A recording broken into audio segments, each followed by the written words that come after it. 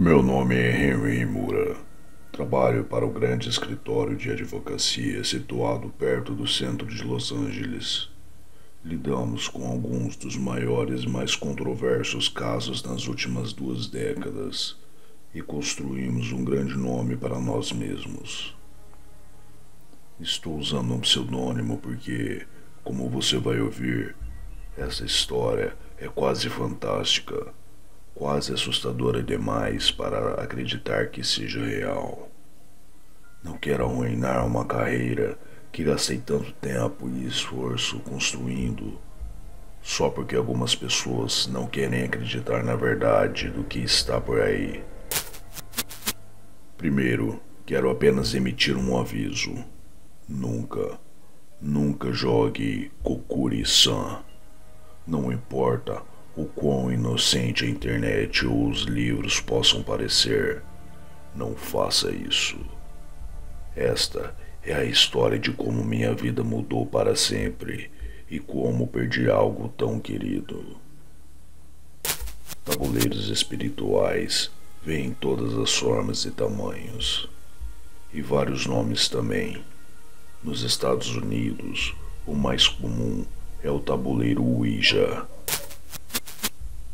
Eles são concebidos como jogos infantis, quando, na verdade, você pode liberar algo tão poderoso e maligno que nunca pode ser engarrafado.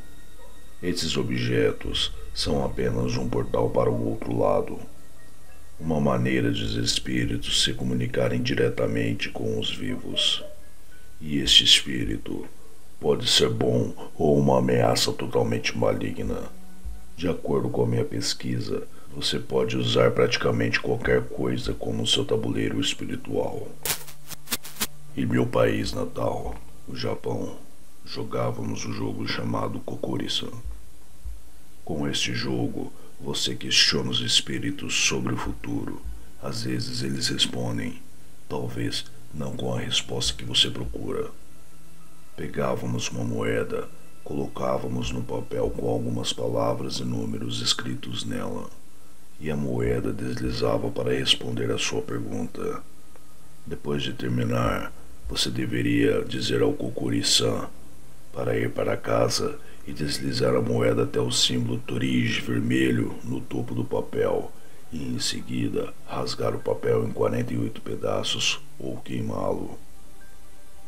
Quase 30 anos atrás, meus irmãos e eu começamos a jogar Kokuri-san, e o fizemos uma dúzia ou mais de vezes antes de nos mudarmos para a América, sem muito mais do que algumas respostas engraçadas do espírito da raposa. A última vez que jogamos Kokuri-san, meu irmão perguntou ao espírito: Kokuri-san, Kokuri-san, você moverá esta moeda? A moeda deslizou pelo papel em círculos repetidos por alguns segundos, depois parou. Kokuri-san, quando ficarei rico e famoso? Ele perguntou. A moeda deslizou lentamente pelo papel.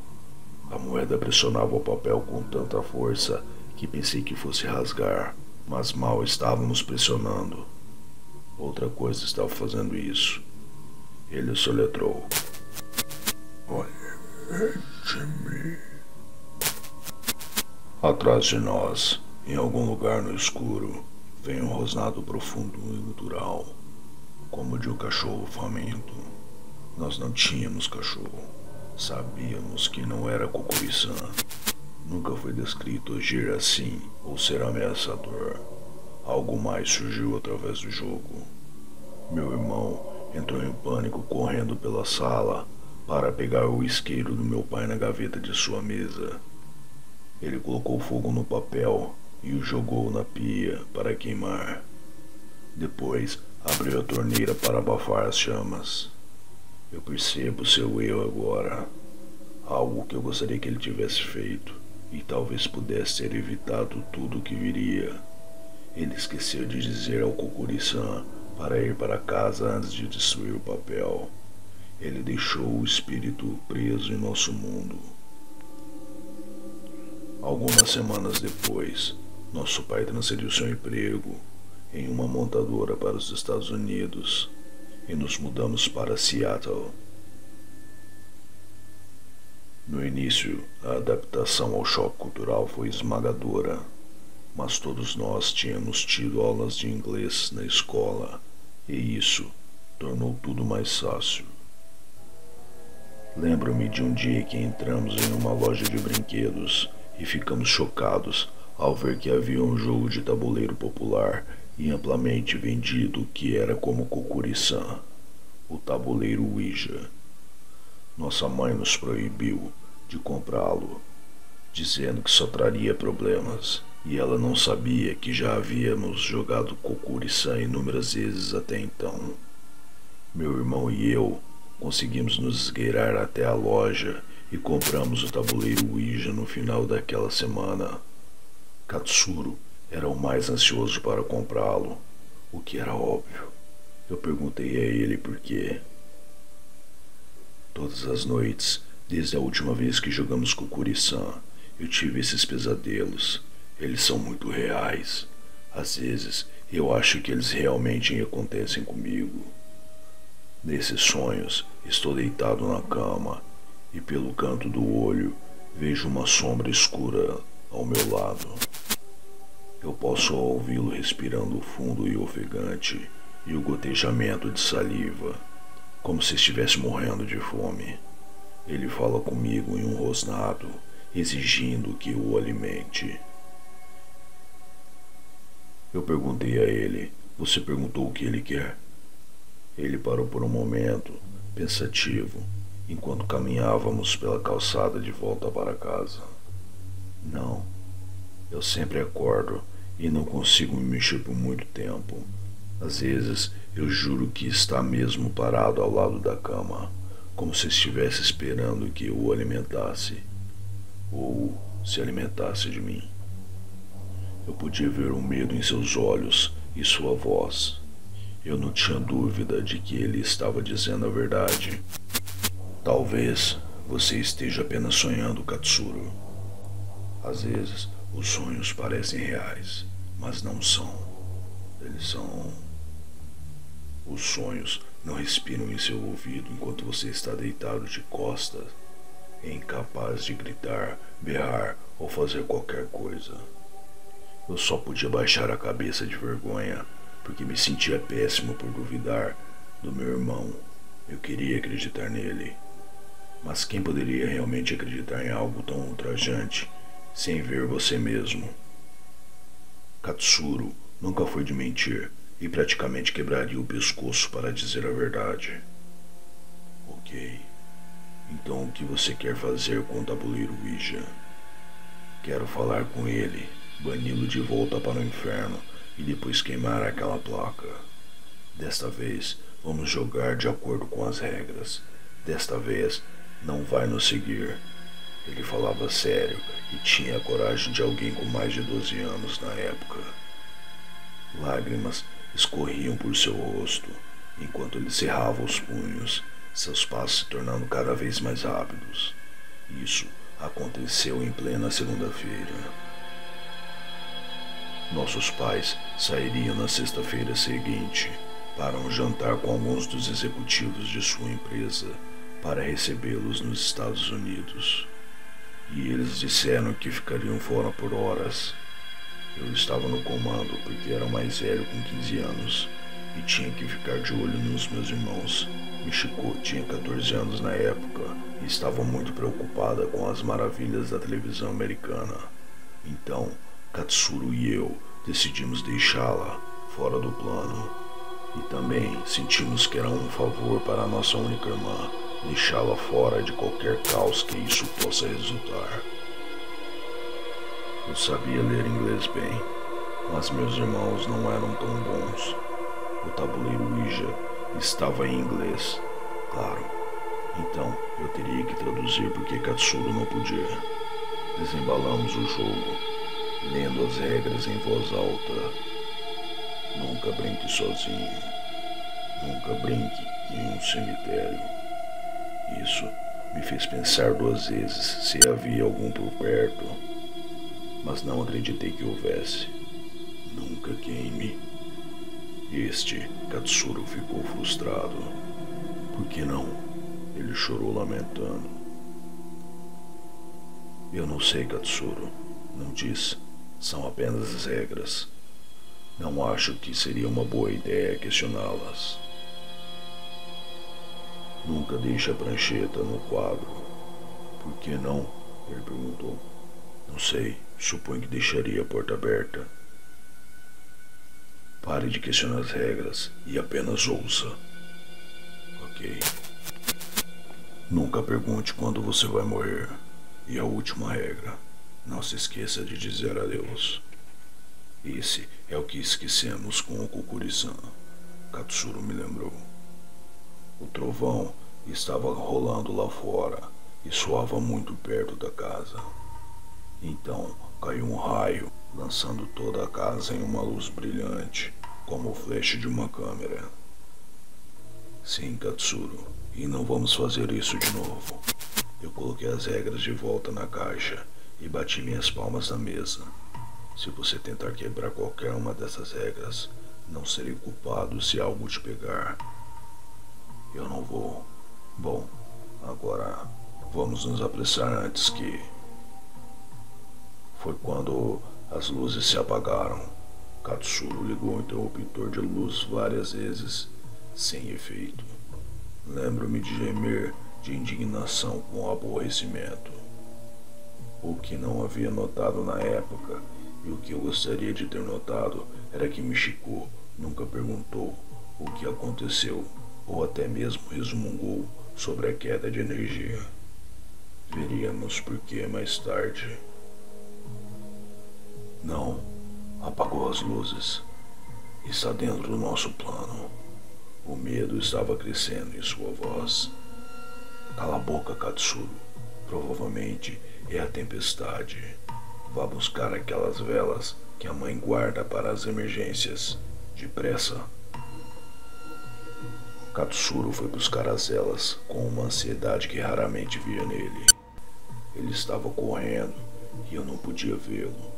Mas eu o ouvi vasculhar os armários em um ritmo frenético, seguido pelo bater de seus pés voltando pelo corredor. Peguei eles.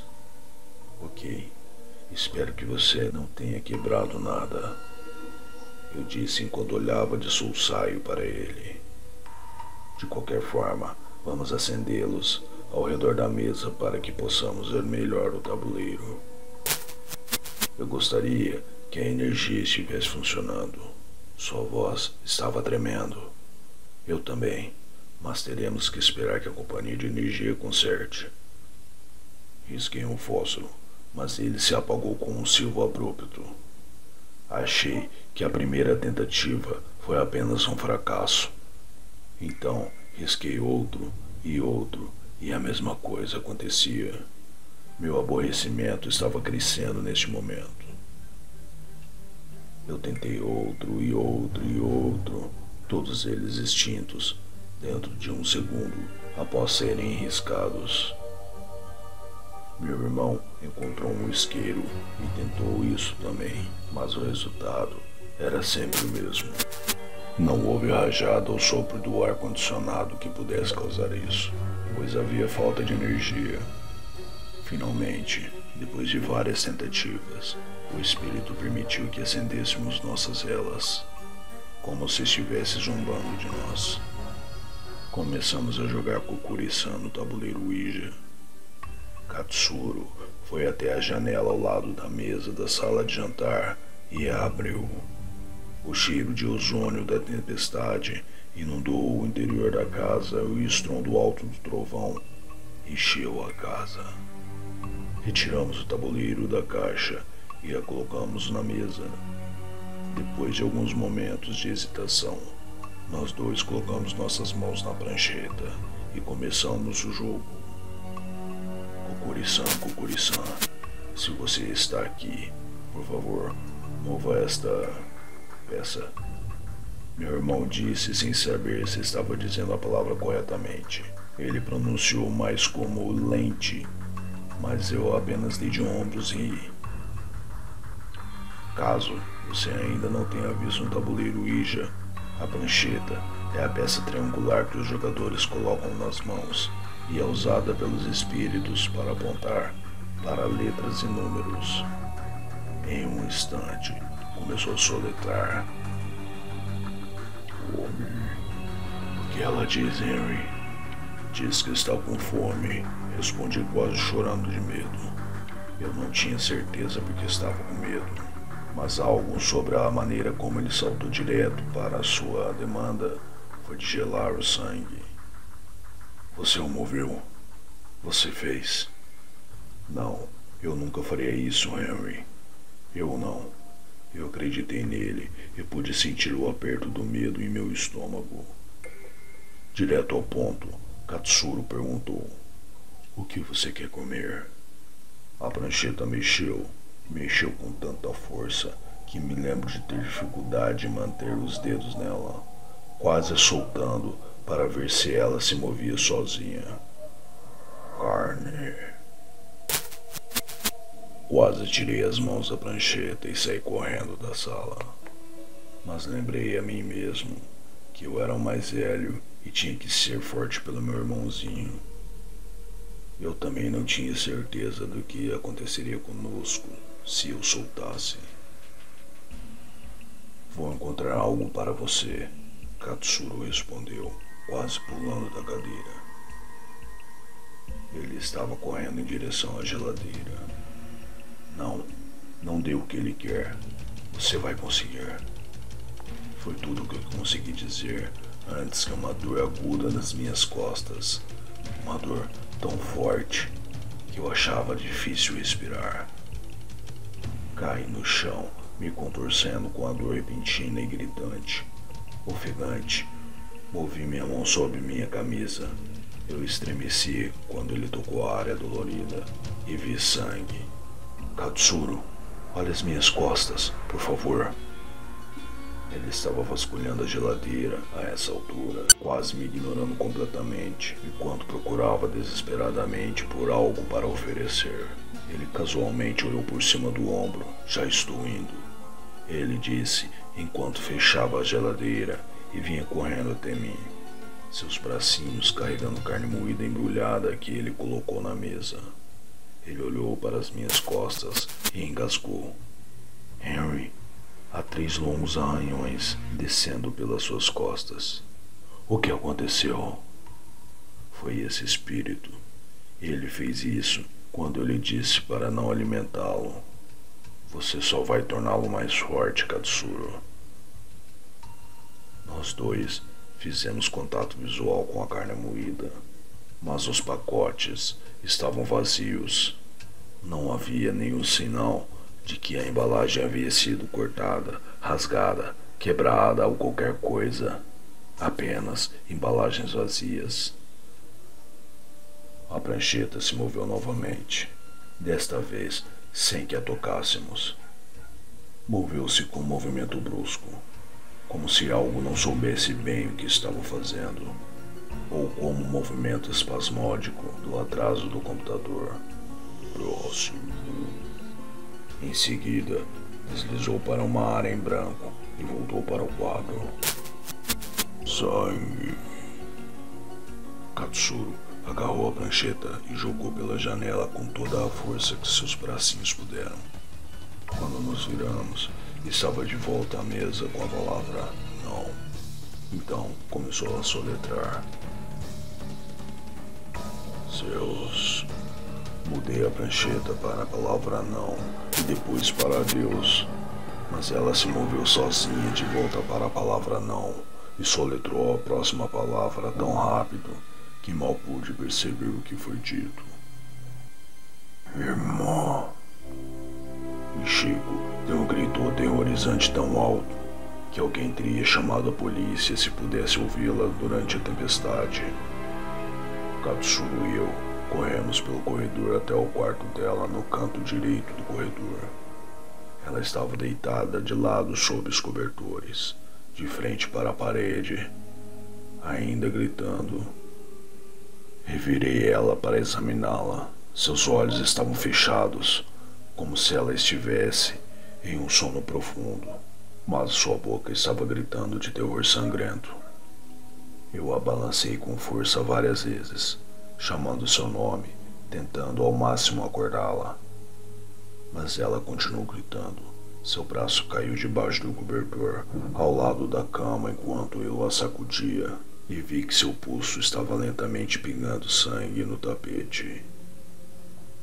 Não foi cortado na artéria ou qualquer coisa com risco de vida, mas picado, como com uma pequena faca, e estava sangrando apenas algumas gotas de cada vez.